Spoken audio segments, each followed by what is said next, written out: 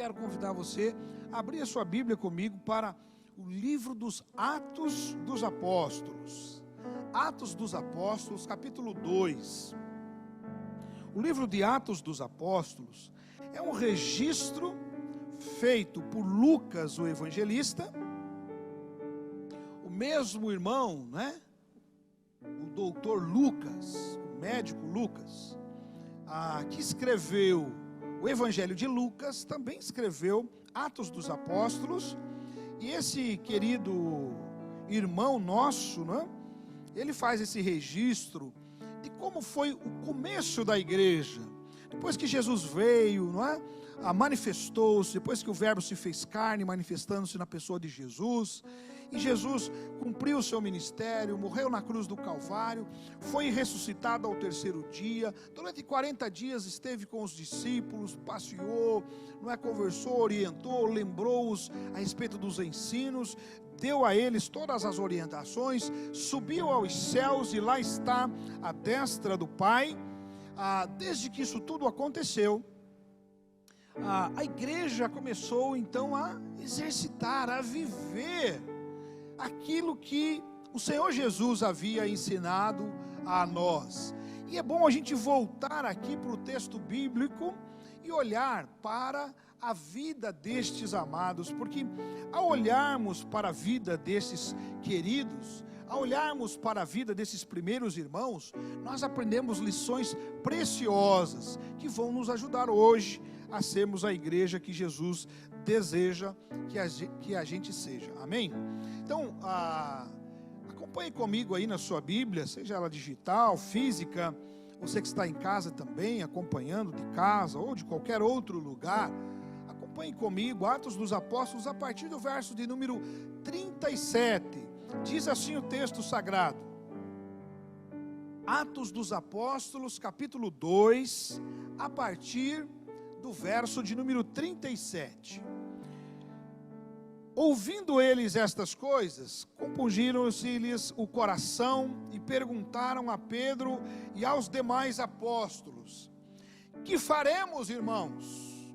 Respondeu-lhes Pedro: arrependei-vos e cada um de vós seja batizado em nome de Jesus Cristo para a remissão dos vossos pecados, e recebereis o dom do Espírito Santo, pois para vós outros é a promessa, para os vossos filhos e para todos os que ainda estão longe, isto é, para quantos o Senhor nosso Deus chamar.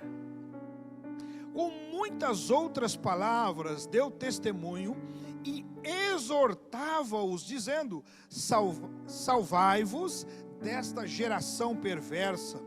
Então os que lhes acrescentaram, então os que lhe aceitaram a palavra, foram batizados, havendo um acréscimo naquele dia de quase 3.000 pessoas, e perseveravam na doutrina dos apóstolos, e na comunhão, e no partir do pão, e nas orações.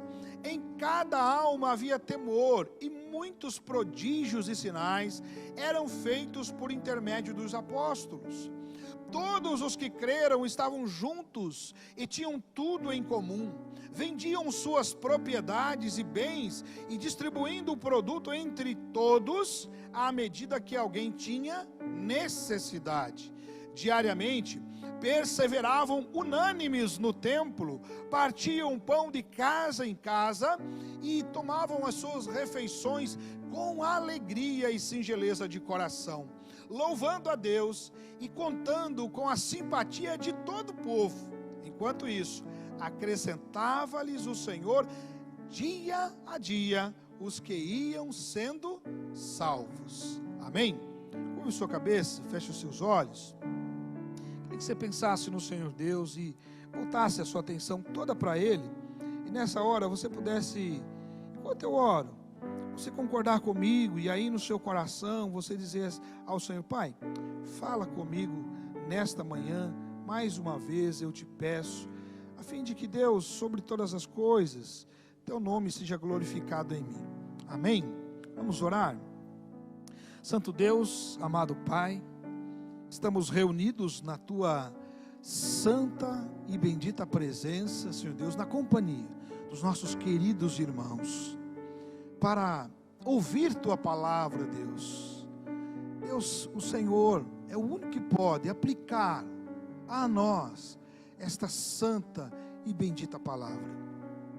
Só o Senhor é capaz, Deus, de tocar-nos tão profundamente, a ponto de sairmos, Deus, desta reunião, de fato entendendo o nosso posicionamento, as nossas decisões.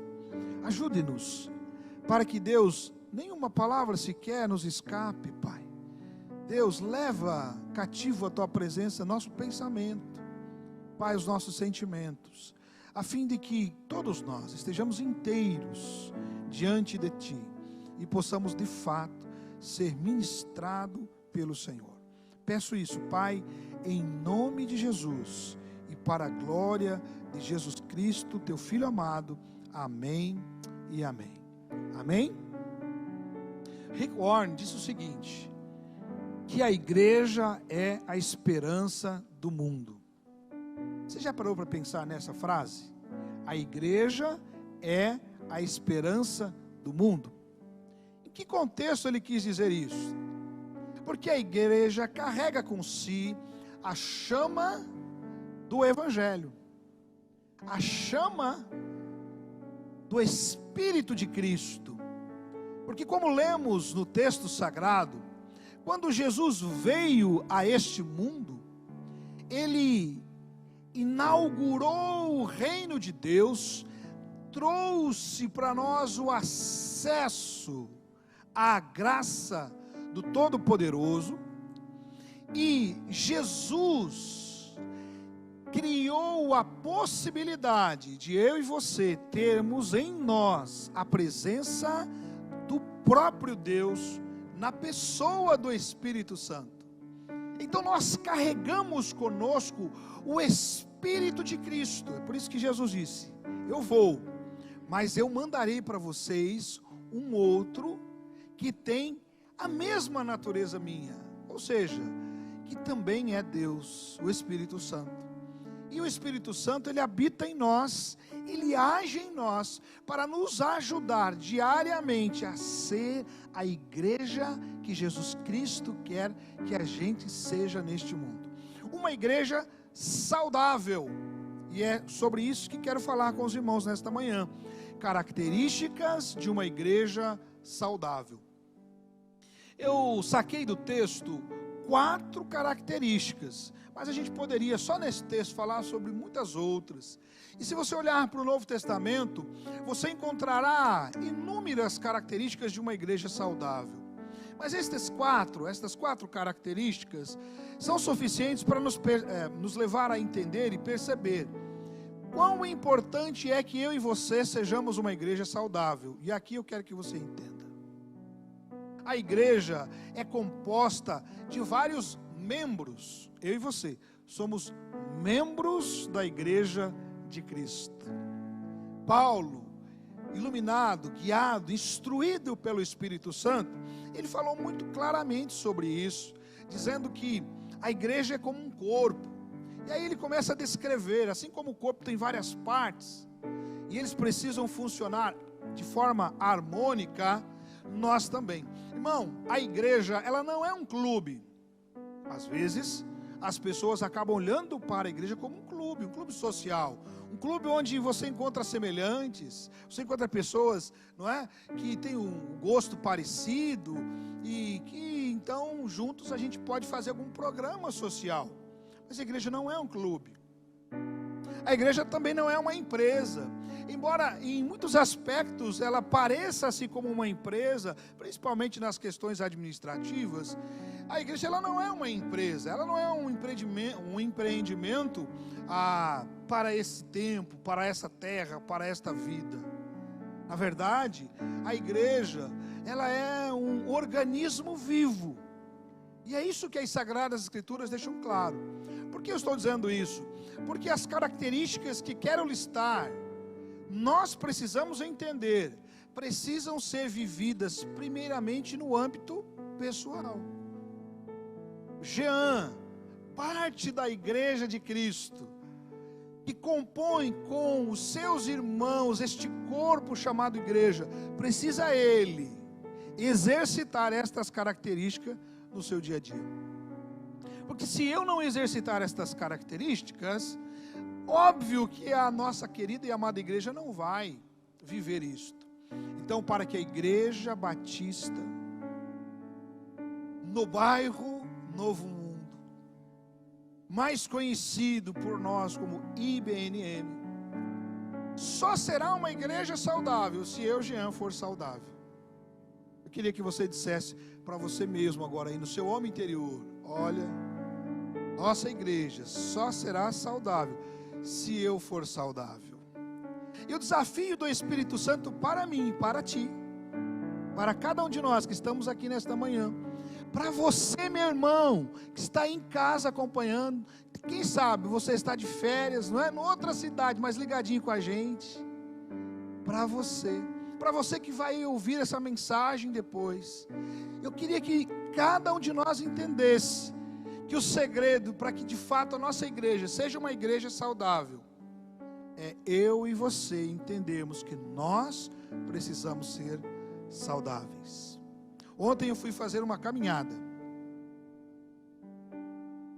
Não faço sempre isso, mas eu fui levar o Felipe para dar um descanso para a Berenice, fui levar o Felipe para o treino, e a gente fica muito tempo parado. Eu falei, então, vou fazer como a minha lindona. Ela leva, deixa lá e vai dar uma volta numa pista de caminhada ao redor do lago, lá no Parque Newton Pup, em Campo Largo. E eu fui fazer a mesma coisa. Mas, irmãos, eu sou cheio de coisa. Eu invento uns negócios no meio do caminho. Seria tão mais fácil se eu fosse ali, né, pragmático, né? Mas às vezes eu invento umas histórias. E eu vi que tinha uma continuação da pista para um lado lá, e resolvi ir para aquele lado. E a minha curiosidade foi me levando. E eu saí do parque, comecei a andar na cidade, aí vi que não tinha como dar a volta. Falei, vou dar a volta aqui por fora do parque, e me perdi nas ruas, e vou andando. Irmão, e um negócio aconteceu. Comecei a sentir uma dor no meu pé, no dedinho, no pé esquerdo. Aí não aguentava, falei, pedra não pode, né? Não entrou pedra aqui. Tirei o calçado, tirei a meia, sentei no meio fio. O pastor da Igreja Batista Novo Mundo, olha só essa cena, hein? E fui olhar. Vocês não vão acreditar. Dona Berenice vai ficar doida comigo. Já ficou doida antes, agora fica mais doida ainda. Você já teve unha de gavião? Sabe aquela unha que fica por cortar e você não faz? Berenice vive brigando comigo. Eu sei que é só comigo. Os outros esposas não têm esse problema com os maridos. Fica brigando comigo. Corta essa unha, menino, corta essa unha. É só botar um chinelo que ela já me dá aquelas tesouradas.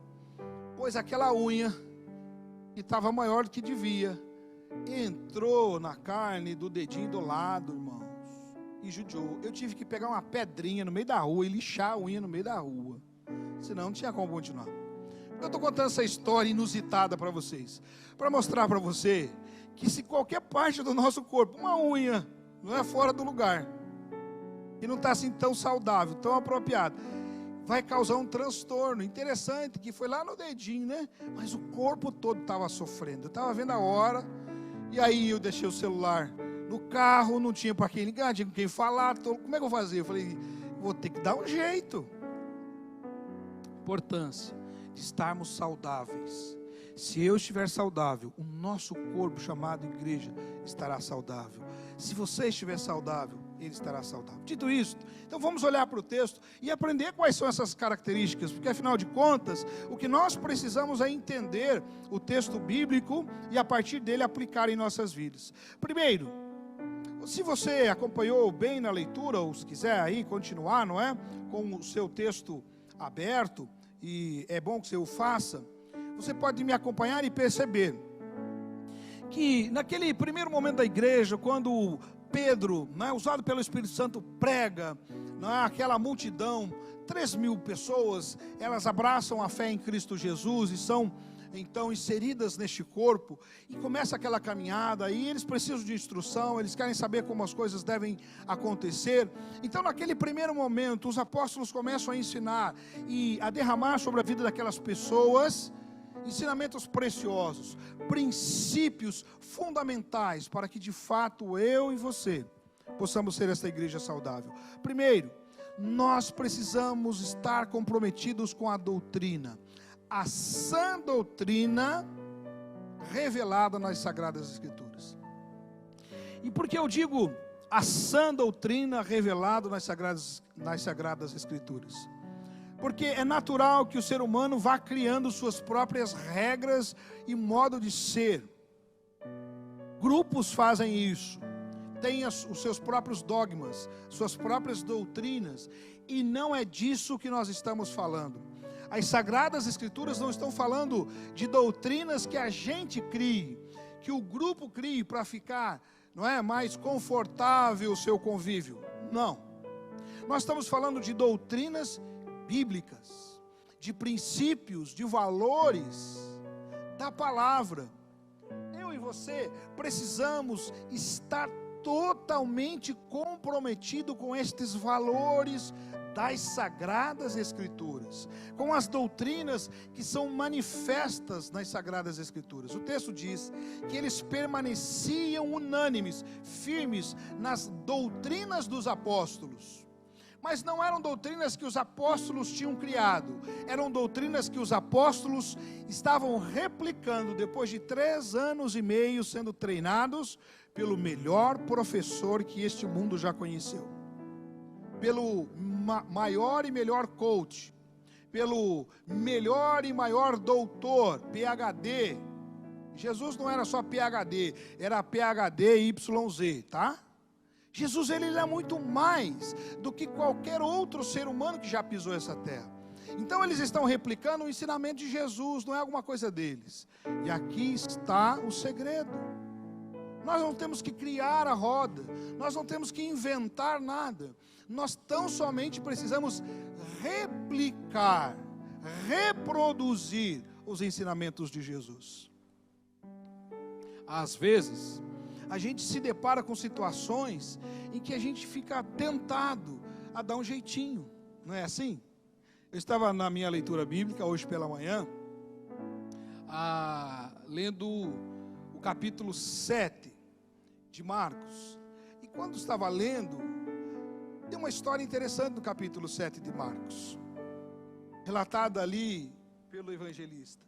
Jesus conversando com os seus ouvintes, ele faz menção a uma regra que os fariseus inventaram. Olha só, como é fácil criar dogmas próprios, regras próprias, doutrinas próprias.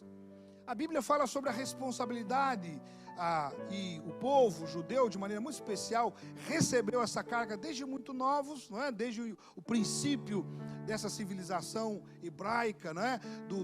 do povo escolhido de Deus, desde que o Senhor os reuniu, eles começam a receber essa instrução de que os filhos precisam cuidar dos pais, precisam honrar os seus pais, provendo na vida dos pais aquilo que os pais precisam e têm necessidade.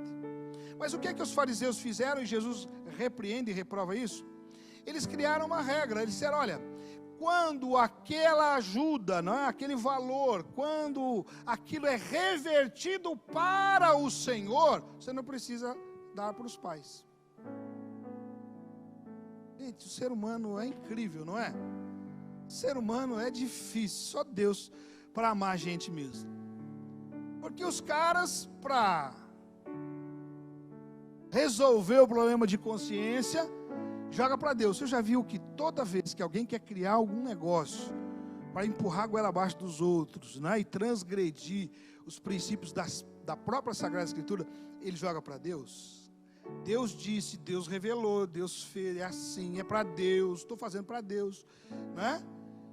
Estou matando aqui, mas é para Deus. E assim o ser humano é. Por isso, eu e você precisamos trazer para as nossas vidas como valor intrínseco, íntimo,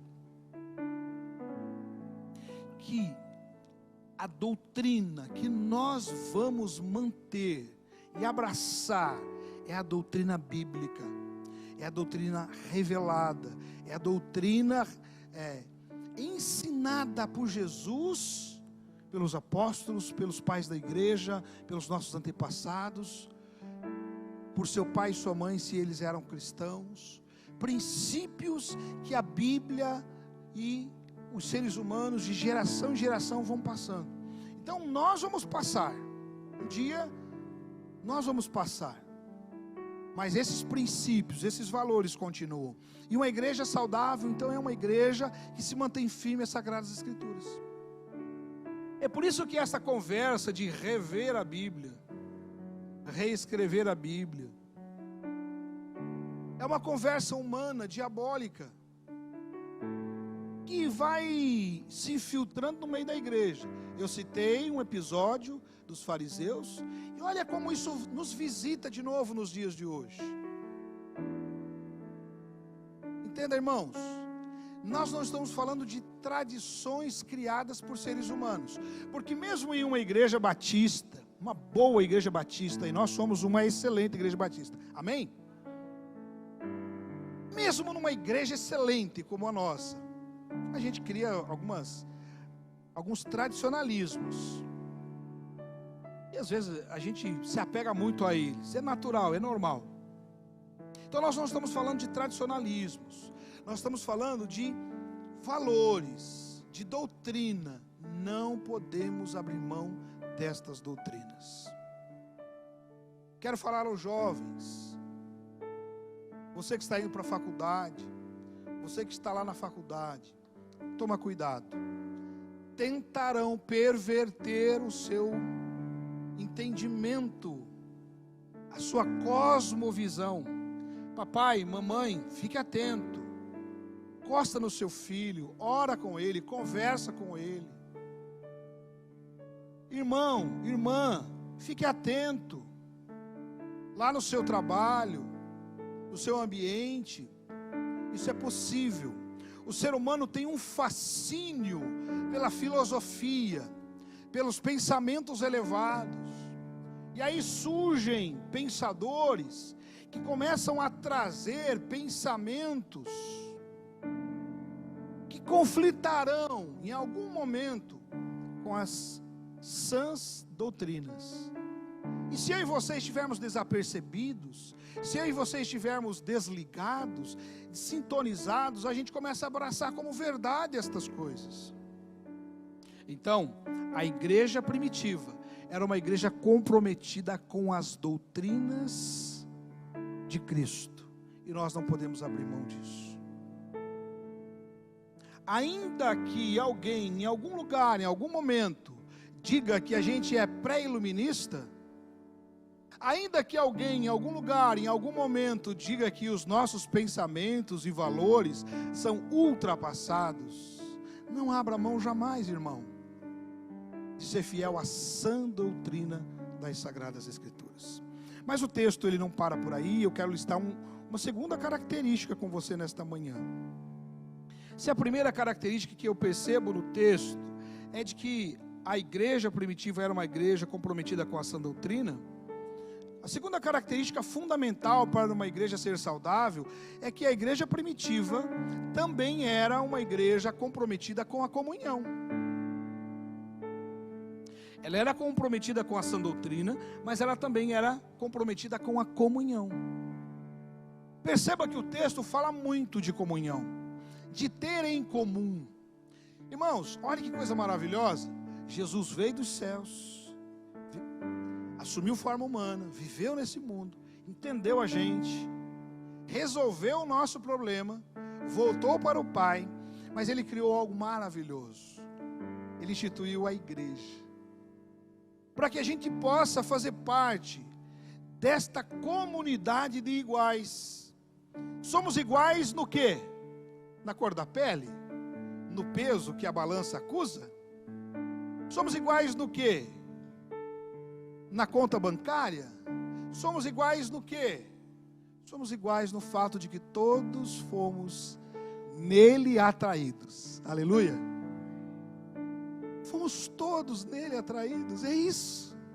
É isso que nos torna comuns, é isso que nos torna iguais, o fato de que não importa a nossa intelectualidade, não importa a nossa idade, não importa o seu peso, não importa a sua história, não importa quanto você sofreu, não importa quanto você tem na conta bancária, não importa nada dessas outras coisas, porque aquilo que nos torna iguais é o fato de que um dia nós fomos todos amados por Ele, indistintamente, com o mesmo amor, com a mesma intensidade. E Ele nos colocou nesta família chamada igreja, para desfrutarmos de comunhão. Como é gostoso estar com os irmãos, para jogar bola, para passar um dia lá, não é? Na chácara, para ficar até tarde da noite conversando, batendo papo, e falando de tantas coisas. E o Felipe falou assim: nossa, que horário de chegar em casa, o que vocês tanto conversavam? Sabe, irmãos, é isso, é estar em comunidade, é participar de um corpo. Nas nossas células, eu amo célula, vocês vão me ouvir falar muito sobre célula. Eu vou incentivar você a liderar uma célula. Eu olho para todo membro de uma igreja e vejo em cada membro um líder de célula, porque eu não estou procurando um estadista, eu estou procurando um facilitador da graça de Deus. E para facilitar a graça de Deus, a gente só precisa deixar que o Espírito Santo nos conduza.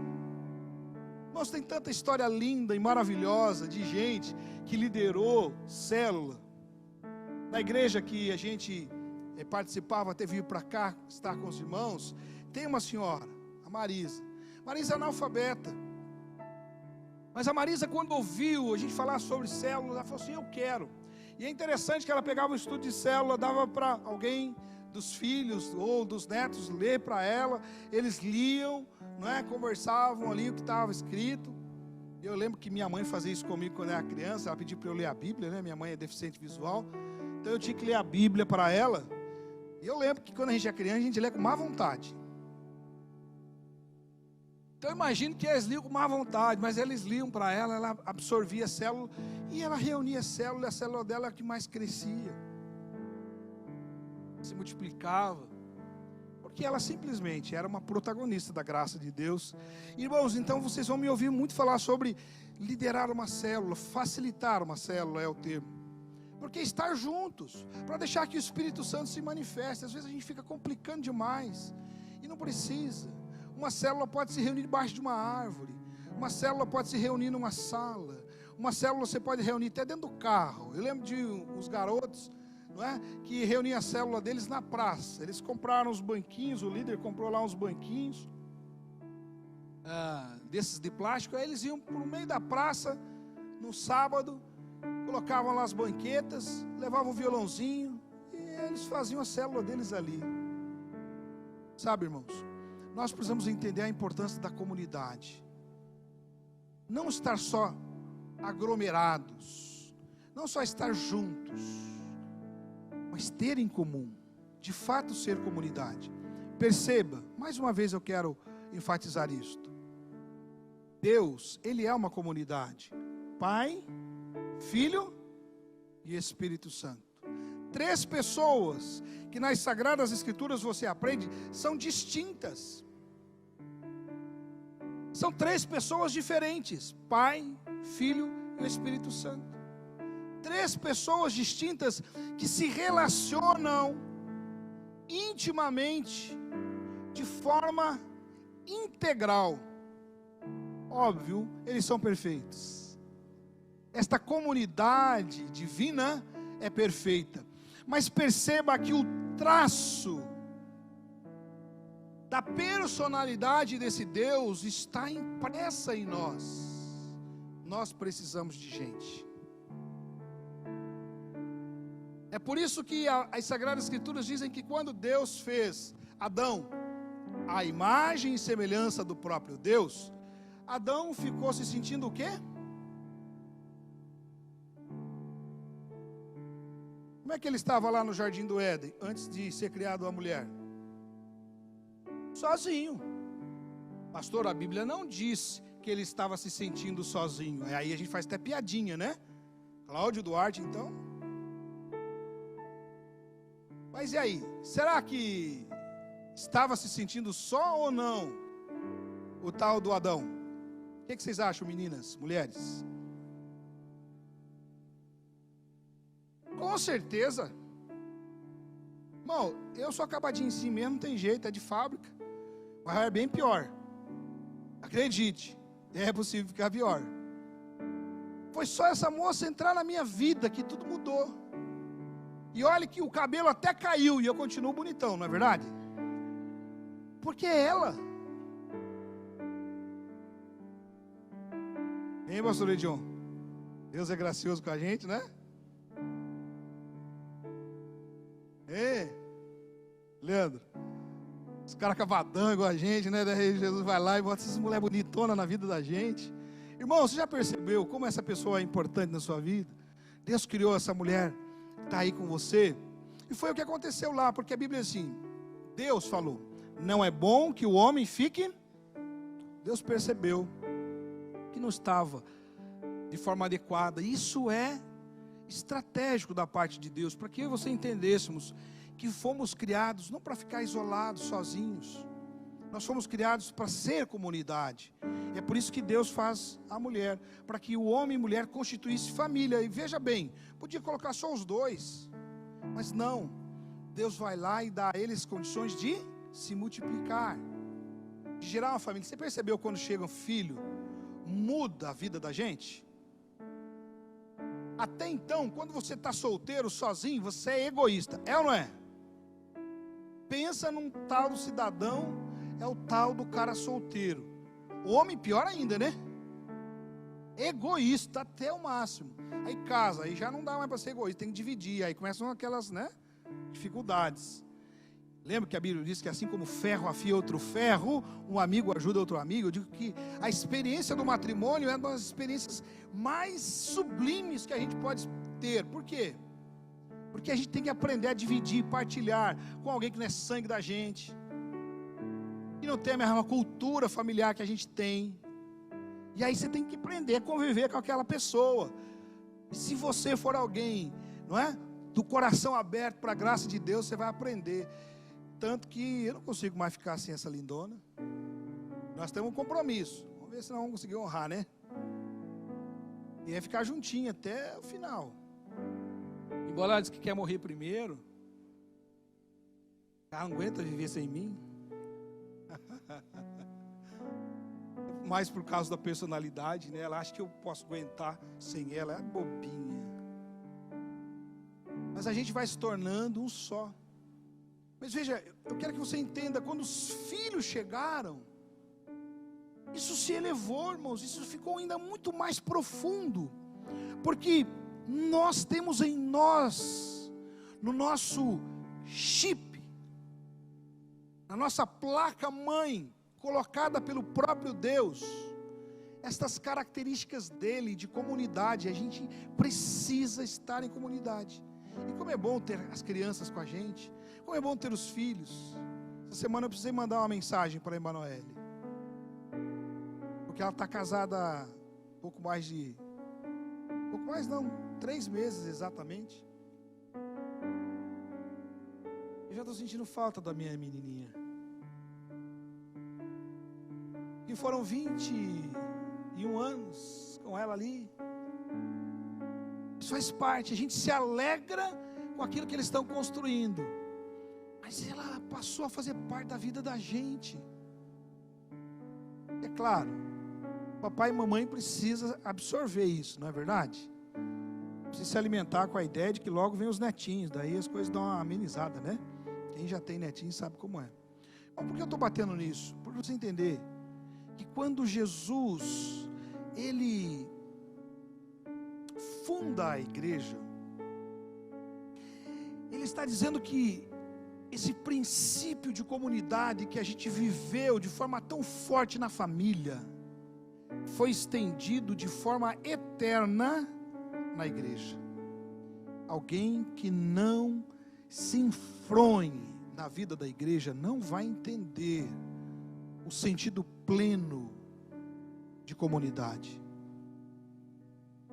Porque na igreja você se relaciona com pessoas que você não tem esse convívio de matrimônio, você não gerou. São pessoas que de repente você encontra e que a sua impressão, por causa do vínculo gerado pelo Espírito Santo, é que aquela pessoa é como se fosse carne da sua própria carne. Você já parou para pensar nisso? É por isso que as Sagradas Escrituras falam dos amigos mais chegados que irmãos. Você percebeu como parece que você... Gosto dessa expressão não, mas eu vou usá-la só porque você vai entender. Você olha para algumas pessoas, parece que ela é sua alma gêmea. Você não conheceu com aquele indivíduo, aí de repente você topa com ele num lugar chamado igreja, e por causa do Espírito Santo, vocês se conectam. Irmãos, isso é igreja, isso é comunidade. Isto é um valor de igreja saudável. Por isso que eu gosto de igreja. A igreja, ela é um lugar das pessoas que têm em comum. Não significa que não vai ter dificuldades. Este é um mito e atrapalha muita gente, porque ele acha que a igreja é um lugar de gente perfeita. Não. A igreja não é um lugar de gente perfeita. A igreja é um lugar de gente imperfeita, que entendeu que precisa da graça de Deus, e que lá encontrará pessoas semelhantes a si. Encontrará pessoas que têm as mesmas lutas que você tem. E juntos a gente vai conseguir vencer. É por isso que a gente tem o 1 a 1, o RD. Aquela pessoa, aquele companheiro de jugo, aquela pessoa com quem você desabafa, abre o seu coração e compartilha das suas lutas. É só na igreja que a gente encontra isso. Lá fora você vai encontrar um outro ritmo, lá fora você vai encontrar um outro valor, outros princípios, onde você precisa, não é, ser alguém que transmita que você é irrepreensível, que você é alguém que jamais erra. Mas é no corpo de Cristo que você encontra um ambiente propício para você compartilhar das suas mazelas, das suas angústias mais profundas. Vocês sabem da amizade que eu tenho com o Antônio, não é, o Valdemar? E no momento da nossa caminhada, nós decidimos que a gente queria dar um passo mais adiante de confiança. A gente começou a compartilhar pecados um para o outro. Até o que a gente pensa. Você tem alguém com quem você pode sentar e falar até daquilo que você pensa, que você sabe que é errado? Porque, irmãos, o pecado não é algo desconhecido da gente. O pecado é algo que a gente sabe que é pecado, a gente sabe que é errado. Porque a Bíblia diz que Deus imprimiu no nosso coração, na tábua do nosso coração, a lei dele. Então, você pode pegar uma pessoa lá, que nunca conviveu em igreja, ele vai saber o que é certo e o que é errado.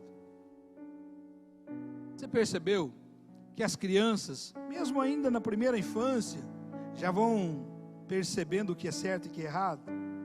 Quando elas fazem alguma coisa que não deveriam, elas já querem esconder. Sabe, meu irmão, minha irmã, eu e você, precisamos deste ambiente chamado comunidade cristã, igreja de Jesus. Então nós temos que ter esse compromisso com a comunhão. Como disse, né, Antônio se tornou esse companheiro de jugo, ele para mim, eu para ele, onde a gente pode compartilhar, e a gente brinca um com o outro. No dia que um dos dois resolver abrir a boca, né, o outro está lascado, né? E a gente fala até do que pensa. Não fez, mas pensou em matar alguém. Eu confesso, eu pensei em matar fulano essa semana. Brincadeira, irmãos. E eu e o Antônio não pensamos essas coisas, a gente é.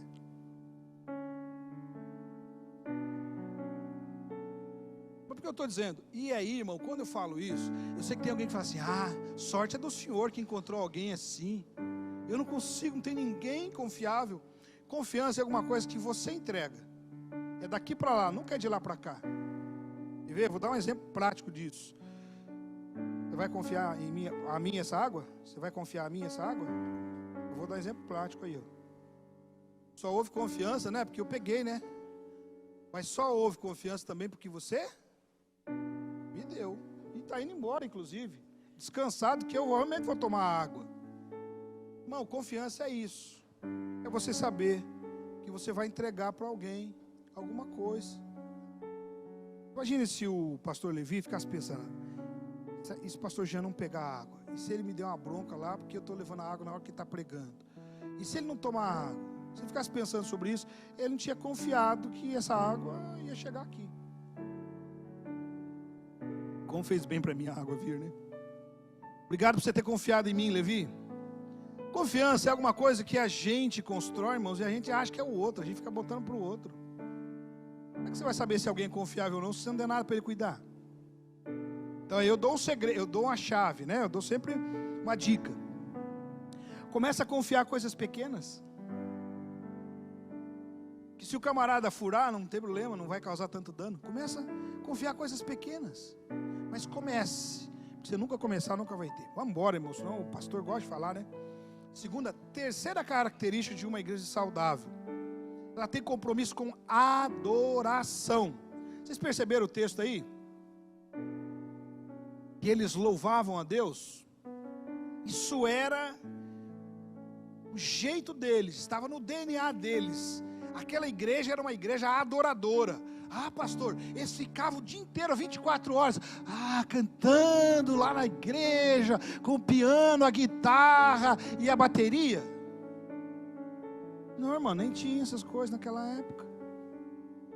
Esses instrumentos, pelo menos citados, não. Então a adoração é muito mais do que só cantar, irmão. Adoração é um estilo de vida, de um coração que é grato a Deus, porque a graça dele te alcançou. É um estilo de vida de um coração que entende que precisa estar em comunhão com o Senhor. A verdadeira adoração, o verdadeiro culto, é aquele que fazemos, como diz o apóstolo Paulo, a partir da nossa razão, da nossa inteligência. Você já experimentou adorar a Deus quando tudo vai mal? Você bateu o carro, bateram em você. Como é que você vai adorar a Deus? No mês de setembro último,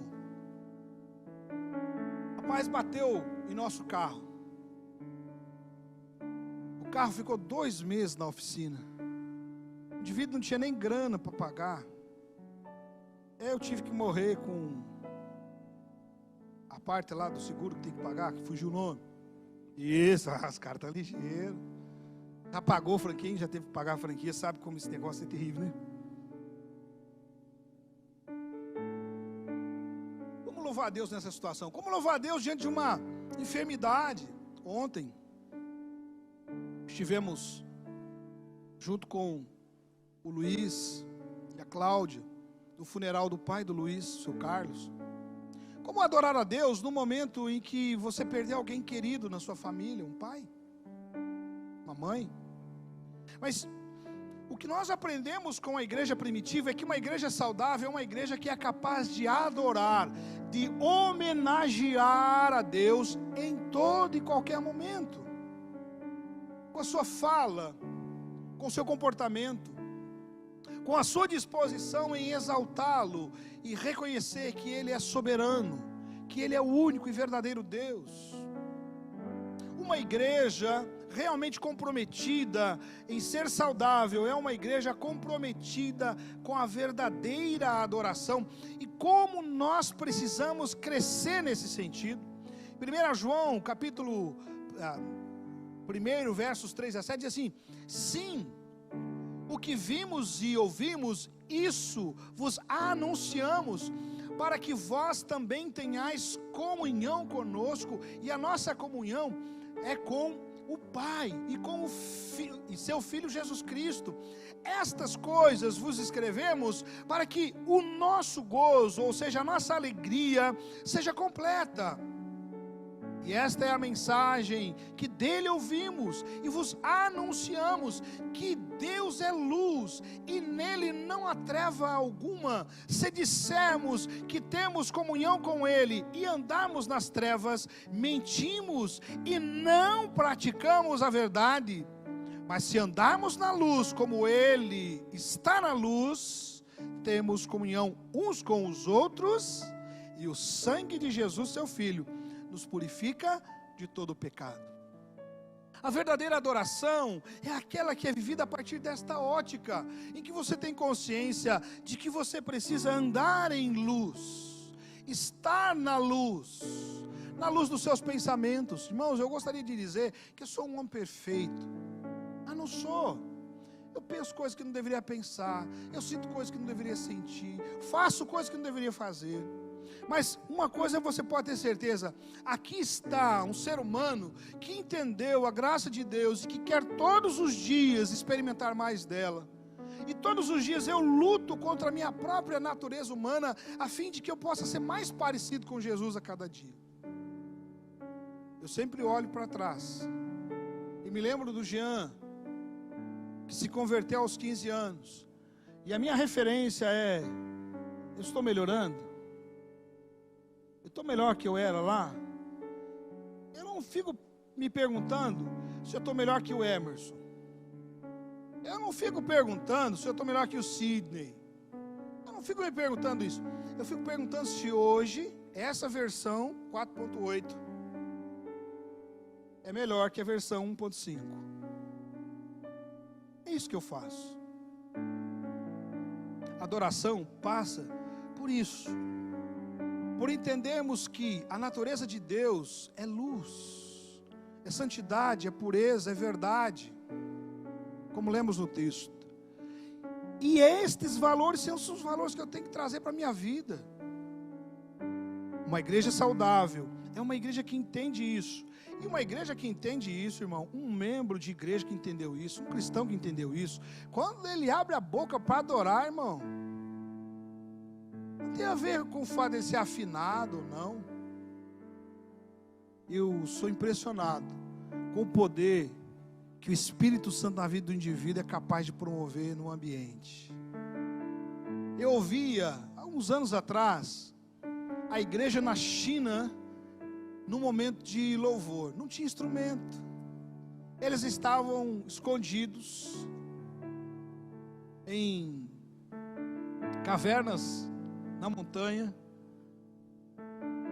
O irmãozinho estava conduzindo o louvor, né? A música era desafinado, mas eu podia, pelo vídeo, sentir e perceber a presença do Espírito de Deus. É por isso que tem gente que sobe aqui para conduzir a gente, e você sente o Espírito Santo de Deus empurrando, conduzindo aquela pessoa, agarrando você no seu lugar. Irmão, olha, não tem a ver com técnica. Quando eu digo isso, obviamente não estou dizendo que a pessoa não deve se aprimorar. Eu estou dizendo que a unção vem da verdadeira adoração. E essa adoração é fruto de uma intimidade real com o Senhor. Uma igreja saudável é uma igreja que tem compromisso com a adoração. E por fim, quarta característica que quero listar com os irmãos nesta manhã, é que uma igreja saudável é uma igreja que tem compromisso com evangelismo e oração.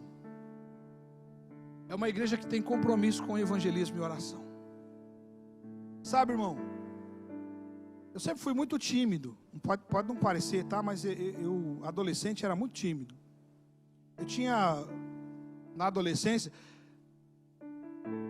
receio até de ir para a IBD. Eu chegava atrasado na IBD de propósito, porque lá na minha época tinha chamada, e a gente tinha que responder, quando possível, com um versículo.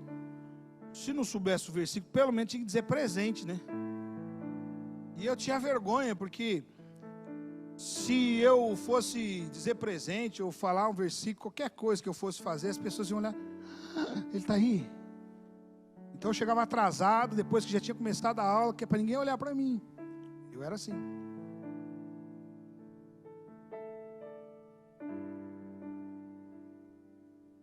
E por causa da minha timidez, eu dizia assim, não, minha parte no corpo de Cristo é orar. Que outro evangelize, eu não vou falar de Jesus para ninguém. Mas aí o Espírito Santo de Deus vai trabalhando na sua vida, né? E aí vai trabalhando e você se torna um com Ele. Como a gente ouviu semana passada, você está ligado ao ramo e não tem jeito, a vida chega em você, né? A seiva chega em você. E aí você começa a ser impelido, empurrado pelo Espírito Santo para compartilhar do amor de Jesus. E aí o Espírito Santo foi trabalhando, eu fui entendendo que eu precisava compartilhar o Evangelho de Jesus.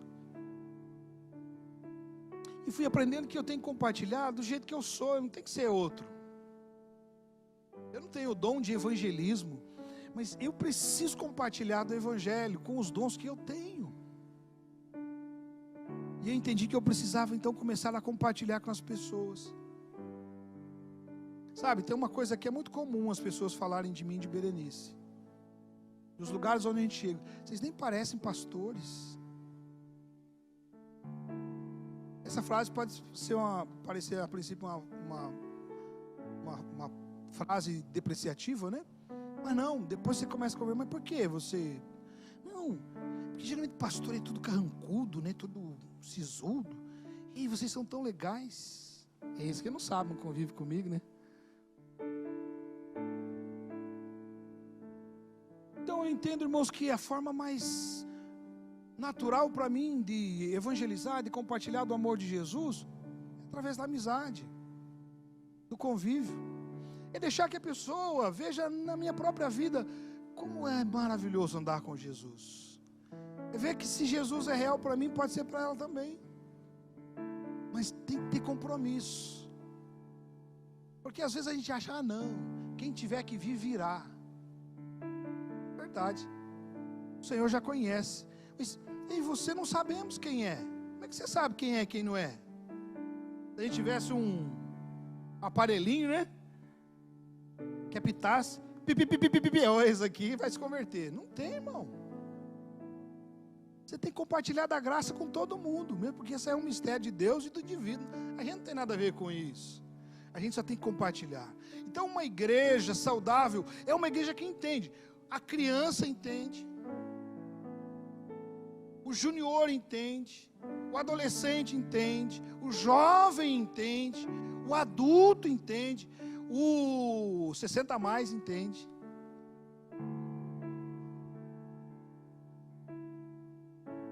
Cada um entende que ele precisa compartilhar da graça de Jesus. Uma igreja saudável é uma igreja que tem essas características. É fiel à doutrina, comprometida com a doutrina. Não abre mão disso. Uma igreja saudável é uma igreja comprometida em todo o tempo com a verdadeira adoração, comprometida com o Evangelho, comprometida com a comunhão, com a intimidade entre si, ou no seu âmbito, no seu meio. Queria que você curvasse sua cabeça, daqui a pouco a gente vai partilhar dos elementos da ceia. Mas eu queria que você, irmão, aí no seu lugar, pudesse, esse início de ano, e eu sempre vejo um ano que se inicia como uma oportunidade de a gente rever coisas, né? Deus, ele tem um jeito muito interessante de fazer as coisas, né? Vê que Deus criou o dia, né? Porque todo dia você tem a oportunidade de encerrar alguma coisa, e no outro dia você tem a oportunidade de começar coisas novas. E a partir da criação de Deus, a gente tem dias, semanas, meses, anos. Então eu sempre vejo que um novo ano é um novo começo. Que você foi até 2022 serve para você avaliar, para você ponderar. Mas, irmão, o que foi, não volta. Ah, pastor, 2022 foi o que eu mais orei. Aleluia, glória a Deus. Mas se você não tiver a mesma intensidade este ano, 2023 pode ser o ano que você menos vai orar. Então, a gente celebra as vitórias do passado, aprende com as derrotas do passado, mas é no presente que a gente precisa firmar compromissos, propósitos. Então eu queria que você olhasse para dentro de você e percebesse, olha, a igreja, ela é a esperança do mundo. Nós estamos vivendo num mundo que está convulsionando, uma sociedade humana que está à beira da bancarrota, uma sociedade humana que está falindo por conta dos rumos que ela tem escolhido trilhar. E a igreja de Jesus, de fato, é a esperança do mundo, porque ela tem essa centelha do divino, essa centelha da graça, essa centelha do amor, do verdadeiro amor que vence, o amor de Cristo Jesus.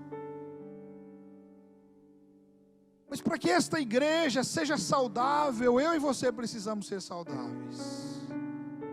Então, irmão, mais uma vez, eu queria dar a você a oportunidade de nesta manhã, você que está aqui, você que está em casa, você olhar para dentro de você e reassumir aí valores, compromissos. Reassumir os compromissos com estas verdades. Diga a você mesmo, eu quero, neste ano 2023, me dedicar profundamente às sãs doutrinas. Quero conhecer mais daquilo que Deus revelou. Vou andar de acordo com isso. Não vou ficar olhando para as filosofias, meus próprios entendimentos, criando os meus próprios caminhos. Não, eu vou olhar para aquilo que já está revelado em Cristo Jesus, que Ele deixou para os seus discípulos, e estes repassaram até que chegasse a nós. Eu quero reafirmar o meu compromisso de ser um com a minha igreja. Irmãos, o número de desigrejados aumenta o número de pessoas que dizem, eu não preciso de igreja, porque as pessoas não entenderam o que é igreja. Irmão, eu quero que você entenda uma coisa, sim, eu e você precisamos da igreja, é por isso que Jesus instituiu a igreja.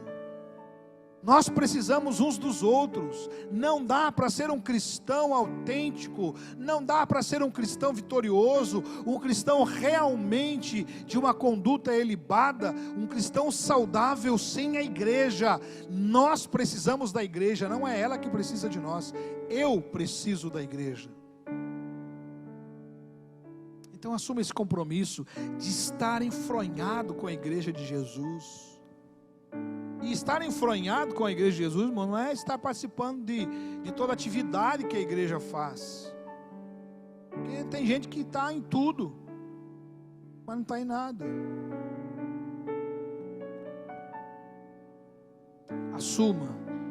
Reassuma o compromisso de ser um verdadeiro adorador.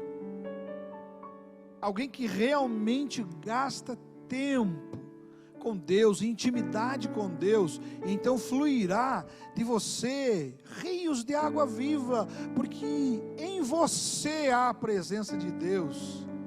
E quando Deus está em nós, e em nós, no templo mais sagrado para Deus, que é a nossa própria vida, há uma verdadeira adoração. Irmão, quando você se encontra com outras pessoas, isso flui, e é algo poderoso. É por isso que a igreja primitiva, ela impactava a sociedade daqueles dias, porque era real. As pessoas estavam vendo a igreja ir e vir, e era inevitável que os que olhavam para a igreja de Cristo no primeiro século, era inevitável que eles percebessem a presença de Deus na vida daqueles amados.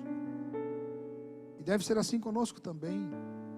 Reassuma o compromisso de compartilhar o Evangelho, evangelizando as pessoas, compartilhando as verdades de Cristo.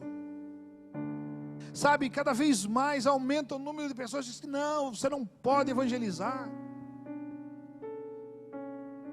Você não pode falar de Jesus para as pessoas, isso é aviltar a liberdade do outro. Mentira, irmão, você só vai falar da graça de Deus, falar daquilo que Deus está fazendo na sua vida. Se o outro vai aceitar ou não, é com eles. Ninguém vai obrigar ninguém a ser cristão. Mas tem crente achando, não posso. Não é democrático falar de Jesus. Claro que é. Se o outro indivíduo vai aceitar e abraçar a fé, é com ele. Mas entenda, ele também foi criado por Deus, ainda que ele não admita que foi. Nós precisamos gastar tempo, irmãos, compartilhando o Evangelho e em oração. Pastor, eu não oro nada. Começa a orar 5 minutos. Pastor, estou orando 5. Começa a orar 10. Pastor, eu oro 10. Começa a orar 20. Irmãos, no mês de fevereiro, vou trazer um desafio para nós como igreja, de 14 dias de oração e jejum. 14 dias de oração e jejum. A gente vai distribuir um material para você fazer lá em casa, como família. Prepara seu coração. Prepara a sua família para participar desse momento. Não fique de fora. 14 dias, não é um tiro tão comprido. Todos nós podemos fazer. Bem fácil, bem didático. Mas, irmão, entenda, se você continuar fazendo as mesmas coisas, é impossível que você colha coisas diferentes. Se você continuar com o mesmo padrão de vida, de espiritualidade, é impossível que você viva experiências sobrenaturais com o Senhor Deus. Cresça, prepara o seu coração, se dispõe a fazer. Queria que nós cantássemos a música que esses irmãos prepararam. E aí onde você está, do jeito que você está, eu queria convidar você a, enquanto cantamos essa música, você falar com o Senhor Deus, orar ao Senhor e dizer a Ele: Pai, eu quero ser essa igreja saudável para esse tempo. Eu quero ser a resposta do Senhor para este mundo. Sabe que tem gente esperando de políticos. Não, político é político. Olha para a história. Político nunca muda. Você não pode confiar em político, irmão. Ideologia política. Irmão, não faça isso. Tem gente que confia no dinheiro. Jesus já falou: olha, isso não dá. Não dá para servir a Deus e ao dinheiro. A gente fica olhando a economia, como é que vai ficar? Irmão, para com isso. Tem gente que fica preocupado, olhando, tentando ver como é que as coisas vão se comportar aí, se as pandemias vão continuar existindo ou não, terremoto, como é que está, vendaval. Tem gente que fica olhando para essas coisas, esperando do acaso. Irmão, desafio que Deus traz para mim, para você, confiarmos nele, andarmos com ele. Ele é a razão das nossas vidas. E se nós vivermos isso, nós, a igreja de Jesus, seremos a resposta para o mundo. Entenda, você foi plantado lá onde você está, na sua empresa, na sua família, no seu condomínio, na sua rua, no meio dos seus amigos, como portador da esperança.